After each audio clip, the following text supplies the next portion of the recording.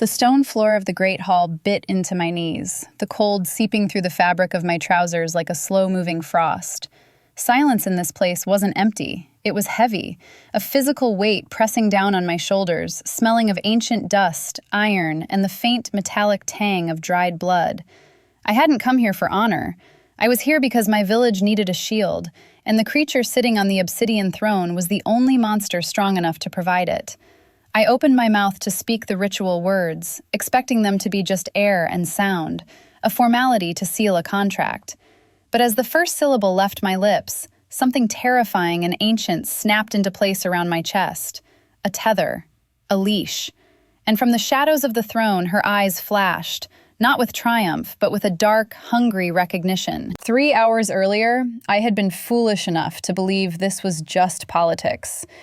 The summons had arrived at dawn, sealed with wax the color of fresh arterial blood, bearing the crest of the Blackwood line. It wasn't an invitation. It was a levy. The terms were clear. One human representative from the Oakhaven region to serve as a ward of the court, ensuring our protection against the encroaching feral packs from the north. I was the tithe. I was the currency my family paid to ensure another winter of safety. The carriage ride up the mountain had felt like a slow funeral procession. The driver, a silent man whose skin looked too tight for his bones, hadn't spoken a word since we left the valley floor. As we climbed, the vibrant greens of the human world faded into a monochrome palette of gray mist and black stone. The air grew thin, sharp with the scent of ozone and pine resin. By the time the carriage rattled over the cobblestones of the courtyard, the sun had been swallowed by the heavy cloud cover that seemed permanently anchored to the peaks. Blackwood Keep didn't look like a home. It looked like a predator waiting in the brush. It was a sprawling fortress of dark granite, its spires clawing at the sky, isolated from the rest of the world by dense, silent forests. When I stepped out of the carriage, the first thing that hit me was the unnatural stillness. There were no birds singing, no wind rustling the trees. It was a vacuum of sound, as if the castle itself held its breath. I smoothed the front of my tunic, my hand trembling slightly. I forced it to stop. I had spent my life managing the family ledger, negotiating trade deals in the market, and handling the rough-edged personalities of village elders. I told myself this was no different. It was just a negotiation with a more dangerous partner. But as I walked toward the massive oak doors, the temperature dropped 10 degrees in a single step. It wasn't weather. It was presence. I felt the weight of unseen eyes on me, tracking my movement from the shadowed archways and the high, narrow windows. The doors groaned open before I touched them, revealing an entrance hall that made me feel insignificant. The architecture was designed to diminish you, to remind you of your mortality. Vaulted ceilings disappeared into gloom, and tapestries older than my entire bloodline hung from the walls, depicting wars that history books had conveniently forgotten. I was led through a labyrinth of corridors by a servant who moved with a fluid, unnerving grace. We passed others, immortals, I realized with a jolt of adrenaline. They weren't gathered for a party. This wasn't the boisterous, chaotic energy of a human court. This was a rigid, archaic hierarchy. They stood in small clusters, their voices low, their movements minimal. When they looked at me, it wasn't with curiosity. It was with the detached assessment of a diner reading a menu. I kept my gaze forward, refusing to flinch, refusing to act like prey, even though every instinct in my lizard brain screamed that I had walked willingly into a wolf's den. The servant stopped before a set of double doors that dwarfed everything else we had passed. The wood was black, carved with intricate vines that looked disturbingly like veins. "The queen awaits," the servant said, his voice dry as parchment. "Do not speak unless addressed. Do not look her in the eye until she grants permission. And do not, under any circumstances, lie." I nodded, my throat too dry to manage a verbal response. The fear was there, coiled tight in my stomach, but beneath it was a strange, cold determination. I wasn't going to die here. I was going to survive this court, navigate its currents, and return to my family. The doors began to swing inward, the heavy iron hinges weeping a sound that echoed like a warning bell, revealing the heart of the danger I had promised to face. The threshold of the throne room was less a doorway and more a border between the living world and something entirely other. As I stepped through, the first thing that struck me wasn't the grandeur, though it was undeniably magnificent, but the absolute suffocating lack of motion. In the human world, crowds shift. People cough, shuffle their feet, whisper. Here, 50 figures stood in the shadows of the vaulted hall, and not one of them twitched. They were statues carved from marble and malice, draped in velvets and silks that spanned 3 centuries of fashion. The air was stagnant, cool, and dry, preserving everything in this room like a specimen in a jar. The hall itself was a cavern of gray stone, the walls lined with tattered banners that didn't sway because there was no draft. High above, iron chandeliers held thousands of candles, but the light they cast was cold, doing little to chase away the gloom that clung to the corners. And at the far end, raised on a dais of polished obsidian, sat the source of the gravity in the room, Queen Valeriana. She didn't sit with the rigid posture of a monarch trying to project authority. She lounged. One leg was crossed over the other, her head resting on a fist propped against the armrest. It was the posture of someone for whom time had lost all meaning. She looked bored, a profound existential boredom that was more terrifying than open aggression. Her face was a study in sharp angles and pale luminosity, framed by hair as dark as the space between stars. She was beautiful, yes, in the way a storm front is beautiful before it tears a roof off. But it was her stillness that betrayed her. She didn't blink. Her chest didn't rise and fall with breath. She was an apex predator in a state of perfect rest. I had to walk to her. The distance from the doors to the dais felt like a mile of open ground under enemy fire. I forced my legs to move, the sound of my boots on the stone echoing like gunshots in a canyon. Click, click, click. The rhythm was steady, but inside, my body was betraying me.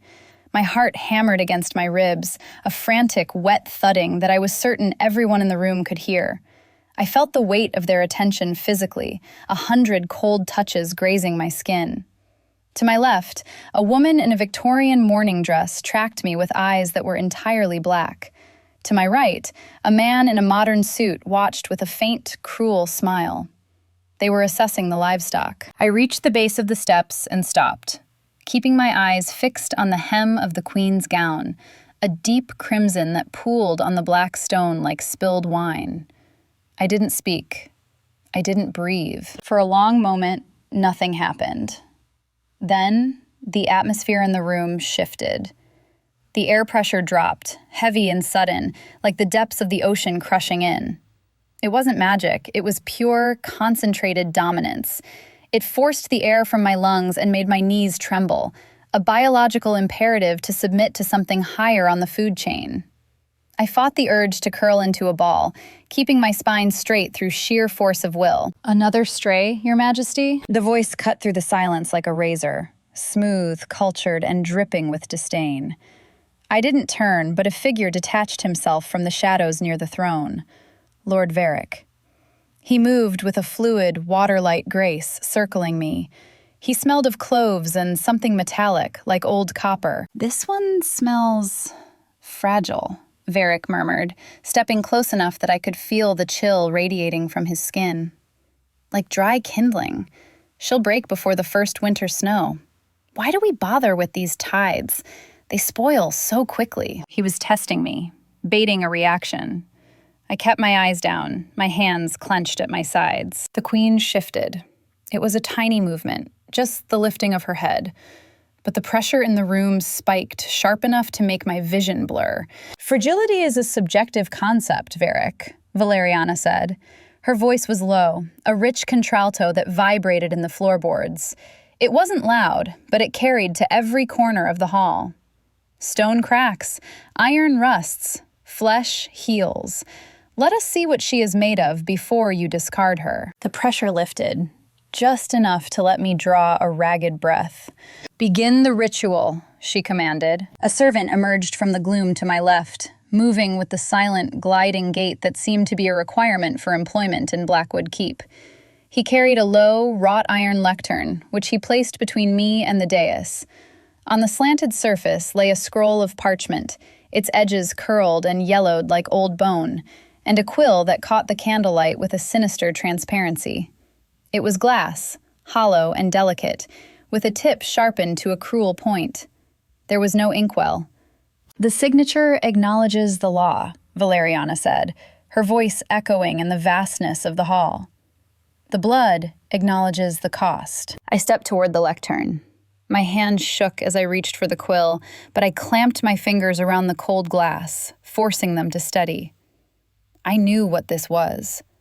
The village elders spoke of the blood quill in hushed tones, an archaic instrument of contract law that didn't just record a name, but took a sample of the signer's vitality. I pressed the sharp tip to the parchment. It didn't scratch the surface. It pierced the skin of my thumb as I gripped it. A sharp, stinging pain flared in my hand, and I watched, mesmerized and horrified, as a thin thread of crimson was drawn up into the hollow glass shaft. I wrote my name, Ilara Vance. The letters appeared on the vellum in wet, vibrant red, standing out starkly against the faded script of previous tides. It felt less like writing and more like bleeding onto the page. "The contract is signed," Valeriana stated, her boredom seemingly chipping away to reveal a layer of focus beneath. "Now, the binding. Approach the throne." I left the lectern and walked the final few steps to the base of the obsidian dais. Valeriana extended her right hand. She didn't offer it to be shaken. She held it out, palm down, fingers relaxed. On her ring finger sat a heavy signet ring of tarnished silver, bearing the crest of the Blackwood line, a wolf's jaw closing around a crescent moon.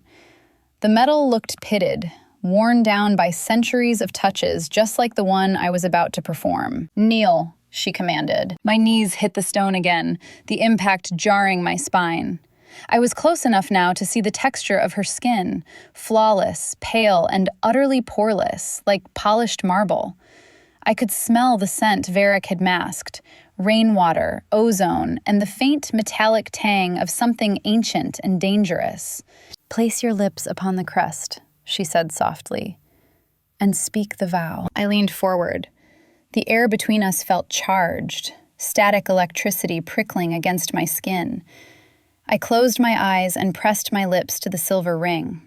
It was shockingly cold, burning against the warmth of my mouth like dry ice. "I pledge my breath to your lungs," I recited, the traditional words trembling as they left my throat. "I pledge my blood to your veins. I pledge my silence to your secrets. From this moon until the last, I am yours." I expected a nod.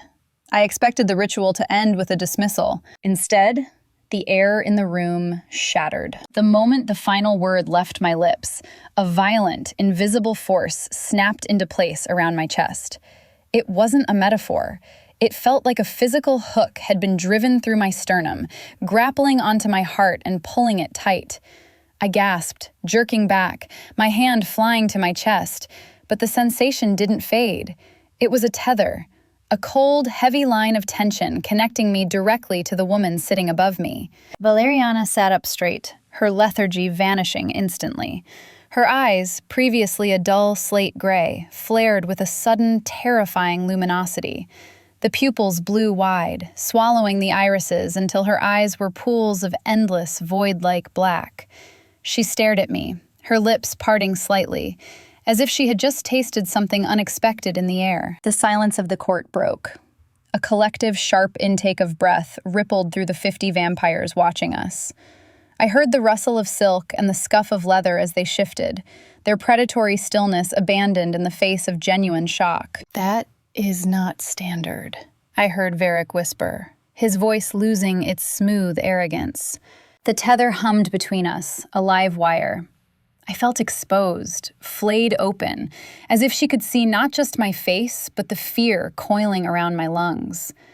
Valeriana lowered her hand slowly, her gaze never leaving mine. The blackness in her eyes receded, but the intensity remained, burning hotter than before. "Leave us," she said. Her voice was low, but it carried the weight of a thunderclap. "Your Majesty," a woman in the front row began. "The reception." "Get out." The command wasn't shouted, but it hit the room like a physical blow. The vampires moved instantly, a blur of shadows retreating toward the great doors. There was no more murmuring, no more assessment. They fled the presence of something they didn't understand. The heavy oak doors boomed shut, sealing the room, leaving me alone on my knees before a queen who was now looking at me not as a tithe, but as a possession she had just discovered was far more valuable than she had been led to believe. The heavy oak doors of the great hall had barely settled into their frames before Valeriana descended from the dais. She didn't walk. She poured herself down the obsidian steps, a cascade of crimson silk and lethal grace. The tether in my chest pulled taut with every inch she closed between us, a physical line of tension that made my breath hitch. She didn't look at me, but the air around her rippled with kinetic energy, the kind of static charge you feel right before lightning strikes. "Follow," she said. It wasn't a request. It was a command, woven into the fabric of the air itself. She led me not to the main exit, but to a discreet archway concealed behind a tapestry of a hunting scene. We moved into a narrow corridor, the temperature rising slightly as we left the cavernous hall behind. The silence here was different, intimate, suffocating, pressing against my eardrums like deep water. We walked for what felt like miles, but could only have been minutes, until she pushed open a heavy door of dark walnut. We stepped into a private study. The contrast to the great hall was jarring. Where the throne room was a void of cold stone, this space was a sanctuary of dark wood, leather, and the scent of old paper and wood smoke. A fire crackled in the hearth, casting long, dancing shadows against floor-to-ceiling bookshelves. It should have been comforting. It wasn't. It felt like the inside of a wolf's den, warm, lived in, and smelling distinctly of predator. Valeriana moved to a desk, cluttered with maps and scrolls, her back to me. The tension in the room was a physical weight on my shoulders. I stood near the door, hands clasped to hide their trembling, waiting for instructions. A dismissal. Anything. "You have no idea what you've done, do you, little tithe?" she asked, her voice low, stripping away the formal cadence of the court. She traced the edge of a map with a pale fingernail. "I perform the ritual, Your Majesty," I said, my voice steady despite the hammering of my heart. "I signed the contract. I pledged my loyalty." "Loyalty," she repeated, testing the word like a coin she suspected was counterfeit. She turned slowly. The blackness had receded from her eyes, leaving them that piercing storm cloud gray, but the hunger remained. "You think that was loyalty? That was binding magic, Alara. Old magic. The kind we haven't seen in this keep since my grandmother sat on the throne." I swallowed hard. "I don't understand. I just read the words." "And the words read you back." She took a step toward me. "You can go." I blinked, confused by the sudden shift. "Go? To my quarters?" "Yes. Leave my sight before I decide to test exactly how deep that tether goes." I turned, relief flooding my system like a drug. I reached for the brass handle of the door, my fingers grazing the cold metal. I was going to survive. I was going to get out of this room, lock myself in whatever cell they gave me, and thud. A hand slammed against the doorframe, inches from my face. I hadn't heard her move. 1 second, she was across the room. The next, she was a wall of ice and silk at my back. The air displaced by her movement hit me a split second later, carrying her scent, rainwater, ozone, and that underlying note of copper. I froze. My hand was still on the latch, but I couldn't push it down. I couldn't breathe. "Actually," she whispered, her lips so close to my ear that I could feel the cool ghost of her breath. "I changed my mind. You don't get to leave." Not really. I tried to turn, to face her, but she crowded into my space, pinning me between her body and the heavy wood of the door. She didn't touch me, not yet, but the proximity was overwhelming. I could feel the cold radiating from her, seeping through my tunic, chilling my skin while simultaneously setting my nerves on fire. "You think this was a ceremony for the court?" she murmured, her voice dropping an octave, vibrating through my spine. "You think this was a performance for Varric and the others? A piece of paper? A drop of blood?" She reached out, her hand moving with agonizing slowness, and placed her palm flat against the side of my neck. Her skin was shockingly cold, a stark contrast to the heat flushing through my veins. Her thumb rested on my pulse point, pressing just hard enough to feel the frantic, rabbit-quick rhythm beneath. "This vow is forever," she said. The words hung in the air, heavy and absolute. My breath hitched. "Forever is a long time for a human." "Time is irrelevant to the bond," she countered. Her thumb stroked the line of my jaw, a touch that was possessive, terrifying, and undeniably intimate. "You belong to me now, Alara.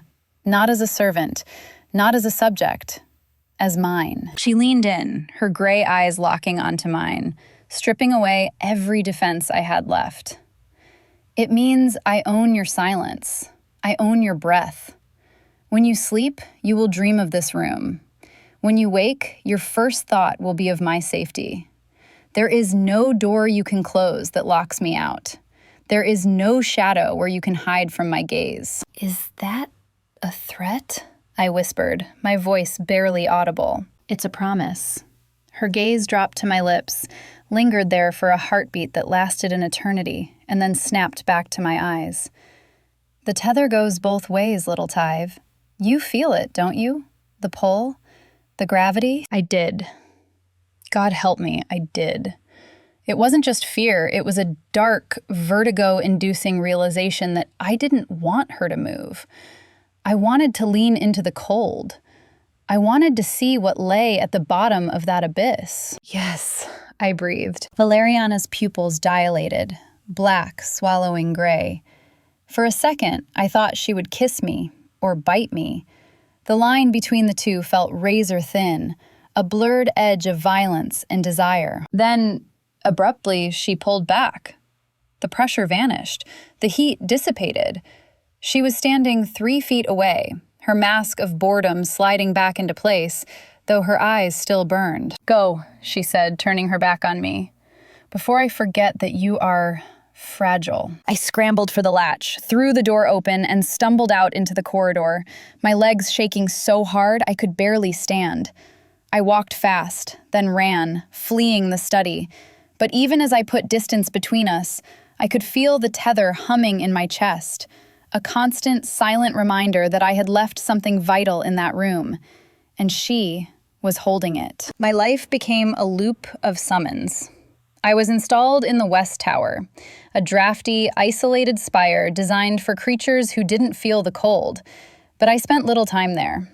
The tether Valeriana had placed in my chest was a constant, low-frequency hum, a homing beacon that dragged me to her side at all hours. I stood behind her throne while she adjudicated disputes between vampire clans. I sat in the corner of her solar while she read correspondence. I became a fixture, a silent shadow in a court of predators, and they hated me for it. It wasn't the hatred of a rival. It was the annoyance of a wolf, forced to tolerate a sheep in the den. When Valeriana was present, they ignored me, their eyes sliding over my form as if I were furniture. But when she left the room, the atmosphere shifted. The silence grew teeth. The test didn't come from a shadowed corner.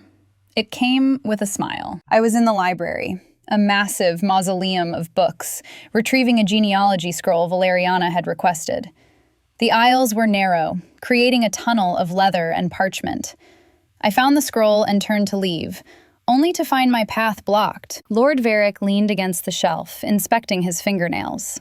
He looked impeccable in velvet, but the air around him smelled wrong, sweet rot masked by expensive cologne. "You scurry well, little mouse," he said, his voice smooth as oiled glass. "Always running to her whistle. It must be exhausting." I clutched the scroll to my chest. "I serve the Queen, Lord Varric. Excuse me." I tried to step around him. He didn't move fast, he just was there, blocking the exit with a casual shift of weight. Service, he mused. A noble concept. But we both know what this is. She's bored. She's kept pets before. They all expire. Usually when she forgets to feed them. He reached into his coat and pulled out a heavy velvet pouch. He tossed it in the air. The clink of gold was unmistakable. "This is enough to buy a farm in the lowlands," he said softly. "Enough to move your family 3 provinces away. A carriage is waiting at the south gate." My heart skipped. Freedom. Safety. The nightmare ending right now. "And in exchange?" I asked. "A small favor. A window left unlatched in the Queen's private solar. Tonight. Just a draft to let the night air in." A chill raced down my spine. The solar was where Valeriana rested. An unlatched window meant access. Assassination. The tether in my chest flared hot, a violent rejection. It wasn't just fear, it was a physical nausea at the thought of her being harmed. The bond wasn't just a leash, it was a two-way street of sensation, and the idea of that line being severed by violence made my stomach turn. I realized then that I didn't want to leave. Not like this. "I can't," I said, my voice gaining steel. Varric's smile vanished. "Can't or won't?" "I won't." He moved then. One moment he was 3 feet away. The next, his hand was clamped around my upper arm. His grip was like an iron shackle, cold and unyielding. His fingers dug into the soft flesh, grinding muscle against bone. I gasped, the pain sharp and immediate. "You misunderstand your position," he hissed, his face inches from mine. His eyes were black pits. "You are not a courtier. You are livestock with a temporary stay of execution. If you think her favor makes you safe, you are mistaken. Accidents happen here every day. Stairs are slippery." He squeezed harder. I bit my lip to keep from crying out, tasting blood. The pain was blinding, narrowing the world down to his crushing fingers. "Take the gold," he whispered. "Open the window, or I will peel you apart slowly." "No," I choked out. He stared at me, searching for the break. When he didn't find it, he shoved me backward. I stumbled, hitting the bookshelf hard, the scroll tumbling from my grasp. "Pity," he said, adjusting his cuffs. "I prefer them smart. The stupid ones are so messy." He walked away, leaving me gasping in the dark aisle. I rolled up my sleeve. 5 distinct bruises were already blooming on my bicep, dark purple fingerprints like paint on canvas. I pulled the fabric down, hiding the mark. I retrieved the scroll and composed my face. I had survived the test, but as I walked back toward the Queen's chambers, the tether in my chest wasn't humming anymore. It was screaming. The summons didn't come as a knock on the door or a servant's polite cough. It came as a sharp, violent tug on the tether in my chest that jerked me out of a restless sleep at 3 a.m. The pull was urgent, vibrating with a frequency that felt like panic, though I suspected Valeriana didn't feel panic. She felt rage. I dressed in the dark, my fingers fumbling with the buttons of a fresh tunic, wincing as the fabric brushed against the bruises Varric had left on my arm. The castle at this hour was a tomb. The silence was absolute, amplifying the sound of my own heartbeat as I navigated the stone corridors toward the Queen's private solar. The shadows seemed to stretch toward me, tasting the fear I was trying to suppress, but the invisible line connected to my sternum dragged me forward. When I pushed open the heavy walnut door, the room was dark, save for the dying embers in the hearth and the moonlight spilling through the high, arched windows. Valeriana stood by the glass, looking out over the mist-shrouded forest. She wore a dressing gown of silver silk that looked like spilled mercury in the moonlight, leaving her arms bare. The air in the room was thick, charged with the scent of ozone and something sharper, the metallic tang of a predator that has caught a scent. She didn't turn when I entered. "You're injured." It wasn't a question. It was a statement of fact, delivered with the cold precision of a clinician. "I'm fine," I lied, the words tasting like ash. "Just a clumsiness on the stairs." Valeriana turned then, and the movement was a blur of supernatural speed. Before I could blink, she was across the room, her hand gripping my uninjured shoulder, her nose flaring slightly as she inhaled the air around me. "Do not lie to me, Alara. The scent of your pain is loud enough to wake the dead." Her eyes dropped to my left arm, which I was instinctively holding stiff against my side. "Show me." I hesitated. The tether pulsed, a command I couldn't refuse. Slowly, I rolled up the sleeve of my tunic. The bruises had darkened to a sickly black-purple, the distinct shape of fingers wrapped around my bicep. Valeriana stared at the marks. She didn't touch them. Her face went completely blank, a mask of porcelain stillness that was far more terrifying than shouting. The temperature in the room dropped until I could see my own breath misting in the air. "Varric," she whispered. It wasn't a guess. "He touched what is mine." "He wanted me to open a window," I said quietly. I refused. I expected her to be pleased by the loyalty. Instead, her eyes flashed with a cold, ancient fury. She turned away, walking to a display table where an array of antique weapons lay on velvet. She picked up a silver dagger, the blade etched with runes that seemed to writhe in the dim light. "Loyalty without capability is just a slow way to die," she said, her voice hard. She turned back and tossed the dagger at me. I caught it by the hilt, fumbling slightly. It was heavy, perfectly balanced, the cold metal biting into my palm. "Defend yourself," she commanded. "Your Majesty? He hurt you because he knew you couldn't stop him. He saw prey. Stop being prey." She moved toward me, not with speed this time, but with a stalking, deliberate grace. "Strike me." "I can't." "Strike me!" She lunged. Instinct took over.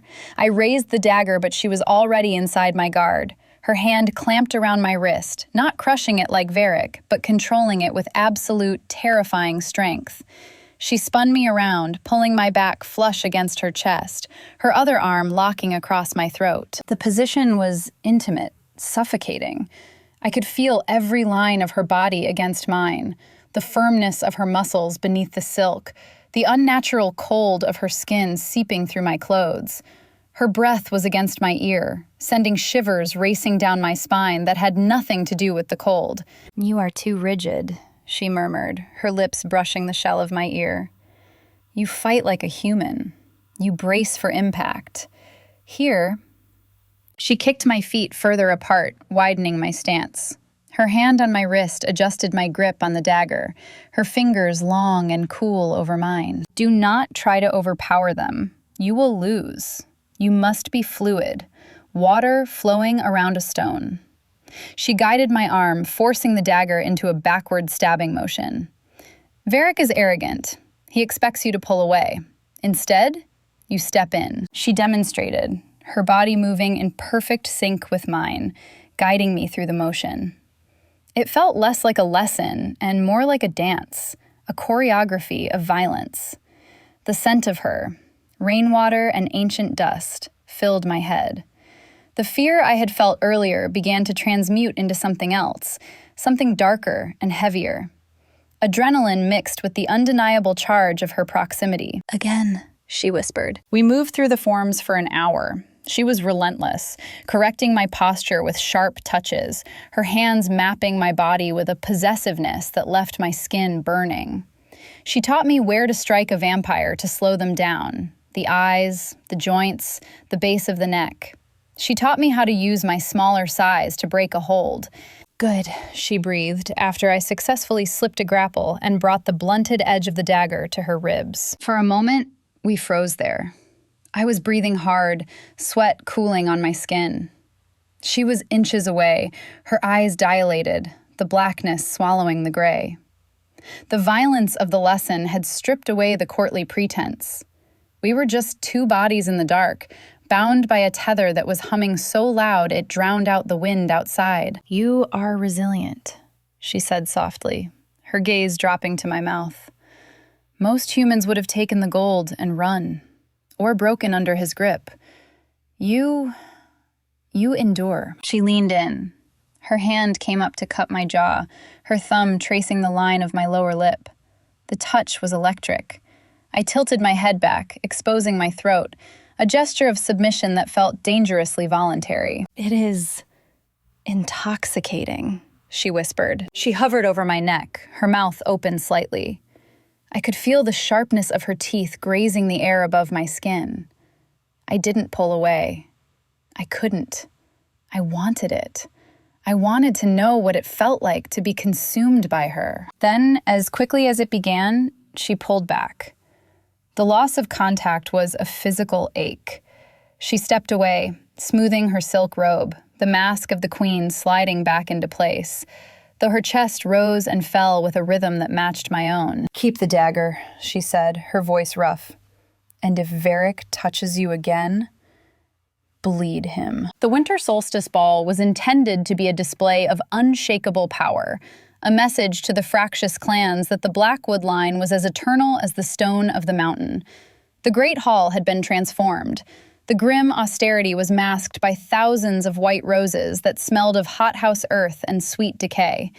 An orchestra of thralls played a waltz that sounded like weeping, and the court moved in a hypnotic, swirling geometry of velvet and silk. I stood near a pillar, dressed in a gown of deep charcoal that Valeriana had chosen, a visual statement that I was a shadow, present but unobtrusive. From across the room, Valeriana sat on her dais, holding a goblet of wine she hadn't touched in an hour. She looked bored, her chin resting on her hand, but the tether in my chest told a different story. It was humming with a low, static agitation. She was tense. She felt the storm coming before the first cloud appeared. The coup didn't begin with a shout or an explosion. It began with darkness. In a single, synchronized second, every candle in the Great Hall was extinguished.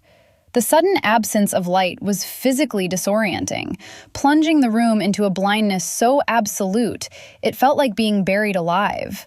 The music cut off with a discordant screech of strings. Then, the screaming started. It wasn't the panicked shrieking of a human crowd. It was the guttural, wet sound of predators tearing at each other. The air pressure in the room plummeted as dozens of vampires moved at supernatural speeds, displacing the atmosphere with violent gusts of wind. "Secure the exits!" Varric's voice boomed from somewhere in the dark, amplified and distorted. "The Queen falls tonight! Purge the Loyalists!" I was blind, but I wasn't helpless.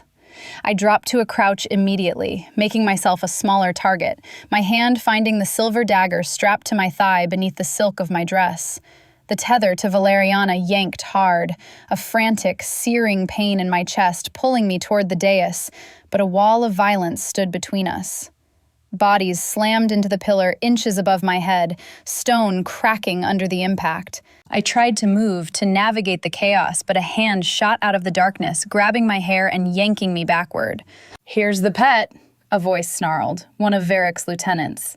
I could smell the rot on his breath. "Let's see if she bleeds red." He hauled me up, his grip tearing at my scalp. Panic flared, hot and blinding. But beneath it, Valeriana's voice echoed in my memory. "You brace for impact. Don't. Be fluid." He expected me to pull away, to fight the grip on my hair. Instead, I stepped into him. I moved with the momentum, closing the distance before he could adjust. I didn't try to overpower him. I flowed around his guard, driving my body against his chest. With my free hand, I drove the silver dagger upward, aiming not for the heart, but for the soft tissue under the armpit where the armor of his coat gaped open. The blade sank in deep. He howled, a sound of shock more than pain, and his grip loosened just enough.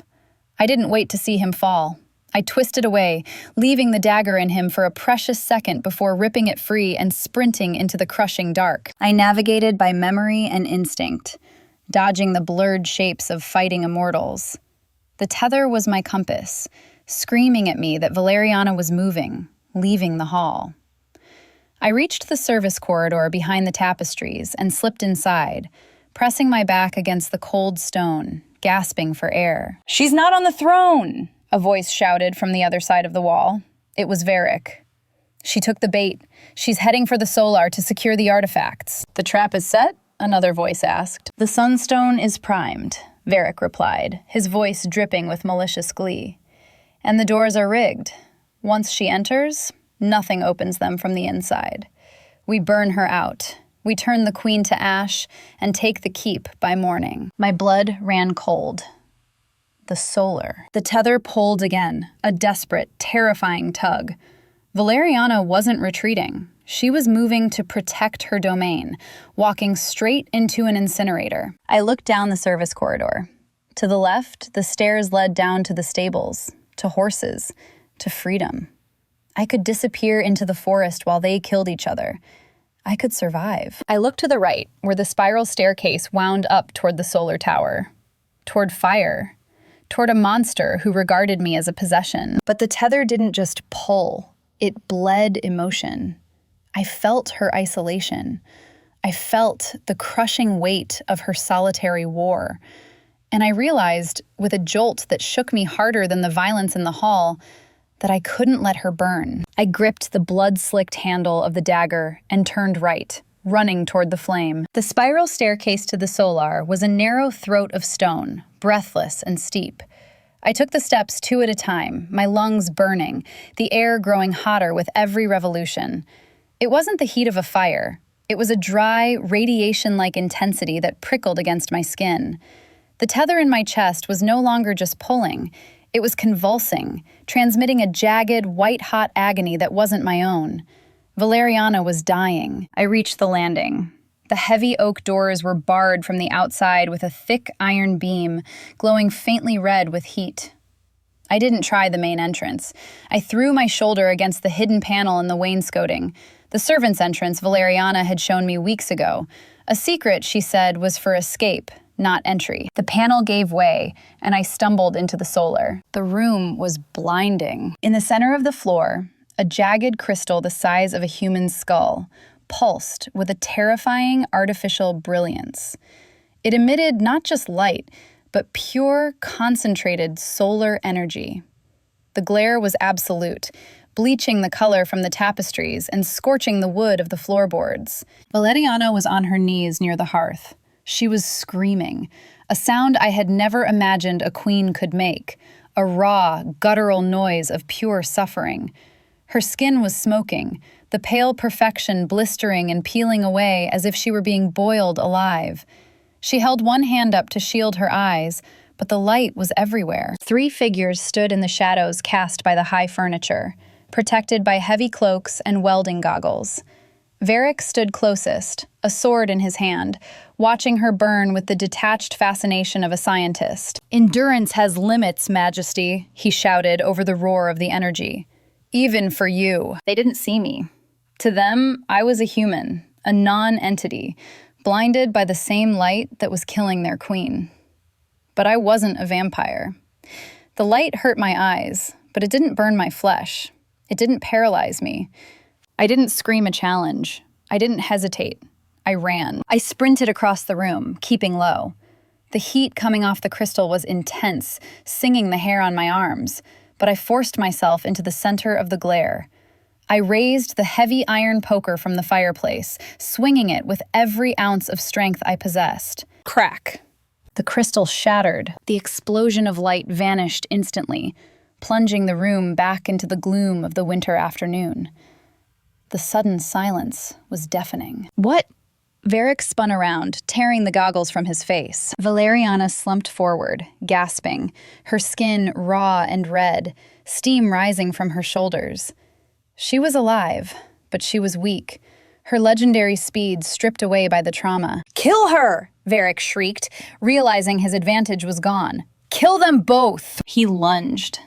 He didn't aim for me. He aimed for the prone form of the queen, his sword driving down toward her exposed neck. Valeriana tried to move, to raise a hand, but her limbs were trembling. She wasn't fast enough. I didn't think. The tether yanked me forward, a puppet on a string of pure instinct. I threw myself between them. I didn't have a weapon that could stop a sword, so I used the only thing I had left. My body. I hit Valeriana's shoulder, shoving her hard to the side, just as Varric's blade descended. It didn't hit her neck. It hit me. The steel bit into my side, just below the ribs. It wasn't a clean slice, it was a jarring, crunching impact that drove the air from my lungs. Cold metal met warm bone. I gasped, collapsing onto the queen, my blood hot and wet, spilling instantly over her scorched silk gown. The smell of it hit the air, copper, salt, and life. For a heartbeat, the room froze. Varric stared at his sword, surprised to find it buried in a human instead of a monarch. Then, the world beneath me exploded. Valeriana didn't rise like a woman. She rose like a tidal wave. The scent of my blood didn't trigger hunger. It triggered something far more ancient and terrifying. She roared, a sound that shattered the windows of the solar and moved with a speed that shouldn't have been possible for a creature so damaged. She didn't use magic. She used violence. She hit Varric before he could withdraw his blade. Her hand punched through his chest cavity like a spear, gripping his spine. He didn't even have time to scream before she ripped him in half. The sound of tearing meat and snapping bone filled the room. The other two rebels turned to run, but the doors were barred. They were trapped in a cage with a monster who had just watched her mate bleed. It was a slaughter. It was brutal, efficient, and messy. I lay on the floor, clutching my side, my vision graying at the edges, listening to the wet thuds of bodies hitting the walls. It took less than 10 seconds. Then, silence. Ilara, Valeriana, was beside me. Her face was a mask of blood, Varric's and her own. Her skin was still healing, patches of raw flesh knitting together before my eyes, but her expression was terrified. The queen was gone. Only the woman remained. "You foolish, foolish girl," she wept, her hands hovering over the wound, afraid to touch it. "Why? Why did you intervene?" "You were too slow," I rasped, a bubble of blood caught in my throat. "I can save you," she whispered, her eyes wild, the blackness pulsing. She brought her wrist to her mouth, ready to bite, to offer the blood that would turn me, that would make me like her. Immortal, cold, hers forever. Drink, drink, and live. I looked at her. I saw the fear, the desperation, the love that looked so much like possession. But I also saw the trap. To drink was to die. To drink was to become a creature of the court, bound by blood, not choice. I reached up, my hand trembling, and pushed her wrist away. "No," I whispered. "Heal me, the human way, or let me go." Valeriana froze. "You would choose death over my blood?" "I choose me," I breathed. "I choose free will." She stared at me, the monster warring with the monarch. Then, slowly, she lowered her wrist.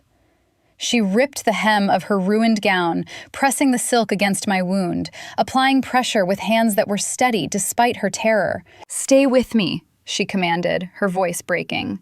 "That is an order, Ilara. Do not dare leave me now." I closed my eyes, the tether humming a soft, steady rhythm in the dark. "I'm trying." Waking required a slow, heavy climb toward the surface. The first thing that registered wasn't sight, but scent. The deep, intoxicating aroma of cedar, rain, and the faint metallic tang of ozone. Valeriana.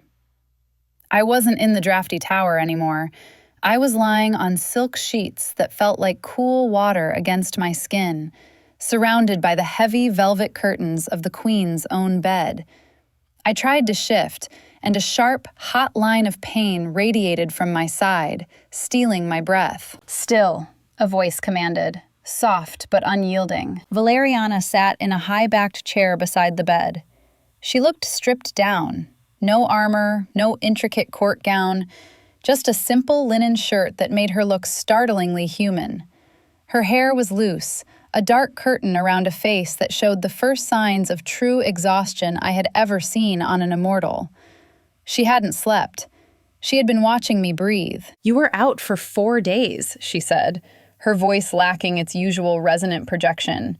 It sounded raw. The healers say the blade missed your liver by a fraction of an inch. You were fortunate. I don't feel fortunate, I rasped. I feel like I was stabbed by a sword. A shadow passed over her face.